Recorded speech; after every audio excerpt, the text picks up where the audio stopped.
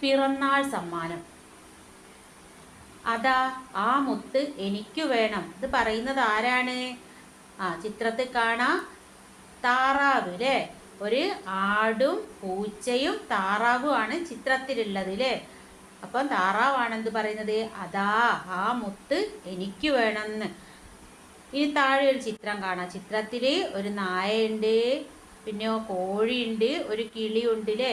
അപ്പോൾ ഇവിടെ ഒരു സംഭാഷണം വിട്ടുപോയതായിട്ട് കാണുന്നുണ്ട് അല്ലേ. അത് ആരാ പറഞ്ഞിട്ടുള്ളതെന്നറിയോ? ഈ ചിത്രത്തിലുള്ള നായക്കുട്ടി അല്ലേ. നായക്കുട്ടി എന്തായിരിക്കും പറഞ്ഞിട്ടുണ്ടാകുക? മുകളിലേക്ക് നോക്കിയിട്ട് ഒരെണ്ണം എനിക്കും വേണം. ഇപ്പൊ ഇവിടെ കോഴി എന്താ പറയുന്നത് നോക്കുക നമ്മള്. അമ്മുക്കിടാവിന് പിറന്നാൾ സമ്മാനം നൽകാനാ. ഇനി ആരാണ് ഈ സമ്മാനം എടുക്കാൻ വേണ്ടി കയറുന്നത് നോക്കുക ചിത്രത്തില്. പൂച്ച അല്ലേ. പൂച്ച നാരകത്തിൽ കയറി. ഇത് എന്തിന്റെ മരമാണ്? നാരകത്തിന്റെ അല്ലേ. നിറയെ മുള്ളുകളുണ്ട് മരത്തില്. പൂച്ച വീണു, തട്ടിമുട്ടി തടിനോ പുടിനോ താഴെ വീണു. പൂച്ചയ്ക്ക് വിഷമമായി. പൂച്ച കയറിയ സമയത്ത് എന്താ ഉണ്ടായത്? നിറയെ മുള്ളുകൾ ഉണ്ട് അല്ലേ. മുള്ളു പിടിച്ചു പോയിട്ടുണ്ടാവും. അപ്പൊ എന്താണ് ഉണ്ടായത്? പൂച്ച താഴേക്ക് വീണിട്ടുണ്ട്. അതാ മുത്ത് പൊട്ടുന്നു. ആരാ പറയുന്നത് ഇവിടെ? കോഴിയിലെ. പകരം ചേർത്തു പാടാം. ഇനി ഒരു പാട്ടാണ്. എന്താ അവര് പാടുന്നത് നമുക്ക് നോക്കാം. ചേലുള്ള പൂമ്പാറ്റ വട്ടമിട്ടു പറന്നല്ലോ, മുത്തമൊന്നു കൊടുത്തല്ലോ അമ്മുവിനുമ്മ തേനുമ്മ. ചേലുള്ള പൂമ്പാറ്റ വട്ടമിട്ടു പറന്നല്ലോ, മുത്തമൊന്നു കൊടുത്തല്ലോ അമ്മുവിനുമ്മ തേനുമ്മ. നാം വളർത്തുന്നവയെ കണ്ടെത്താമോ, പേരെഴുതാമോ? ഈ ചിത്രത്തിൽ നാം വളർത്തുന്നവയുണ്ട്, അല്ലാത്തവയുണ്ട് അല്ലേ. അപ്പോൾ ആ ചിത്രം നോക്കിയിട്ട് എന്താണ് നമ്മൾ ഓരോരുത്തരുടെയും പേര് എടുത്ത് എഴുതണം. ഇനി ഇതുപോലെ വരച്ചാലോ? ഈ ചിത്രത്തിൽ കാണുമ്പോലെ കൂട്ടുകാരും എന്ത് ചെയ്യണോ? ചിത്രം വരയ്ക്കണം. ഇനി കിനാവ് ഒരു കഥയാണ് കൊടുത്തിരിക്കുന്നത്.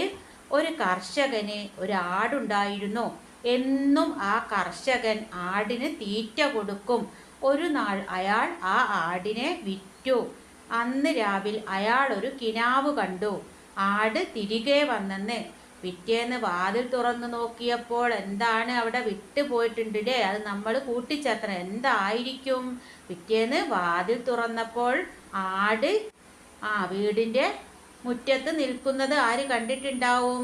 വിറ്റ ആളില്ലേ. പിറ്റേന്ന് വാതിൽ തുറന്നപ്പോൾ ആരാ മുറ്റത്തുള്ളത്?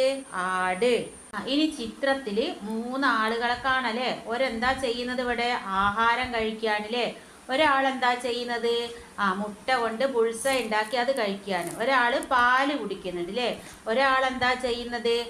കോഴിയിറച്ചി അല്ലേ. കോഴീൻ്റെ കാലക്കള ഫുൾ കോഴിയുടെ ഒരു ചിത്രം കാണല്ലേ ഉണ്ടാക്കി കഴിക്കുന്നത്. അപ്പം ചിക്കൻ അല്ലേ. നമ്മൾ പറയുക എന്താണ്? ചിക്കൻ അല്ലേ. ചിക്കൻ കഴിക്കുകയാണ്.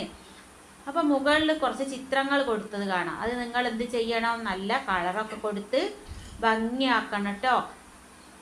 അതിൽ നമ്മൾ ഇതവിടെ മുട്ടയും പാലൊക്കെ തരുന്ന ആളുകൾ എവിടെ ഉണ്ട്? മുകളിൽ ചിത്രത്തിൽ കാണാം അല്ലേ. കോഴിയുണ്ട്.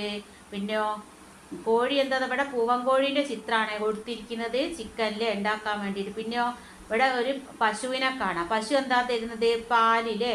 പിന്നെ ഇതൊക്കെ ആരാണ്? നമ്മുടെ വീട്ടിൽ വളർത്തുന്ന വളർത്തു മൃഗങ്ങളാണ്. ഇനി നിറം കൊടുത്ത് വരച്ചു ചേർക്കാമോ? ഇവിടെയുള്ള ചിത്രത്തിൽ ചില ഭാഗങ്ങളൊക്കെ വിട്ടുപോയിട്ടുണ്ട്. അത് കൂട്ടുകാരെന്ത് ചെയ്യണം?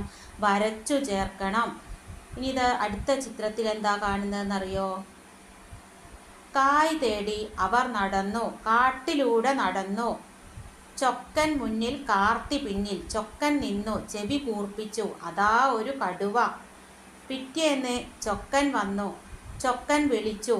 കാർത്തി പിന്നാലെ പോയി. അതാ മരച്ചുവട്ടിൽ കുട്ടുറുവൻ കിളി. കാർത്തി കിളിയെ എടുത്തു, വെള്ളം കൊടുത്തു. കിളി പറന്നുപോയി.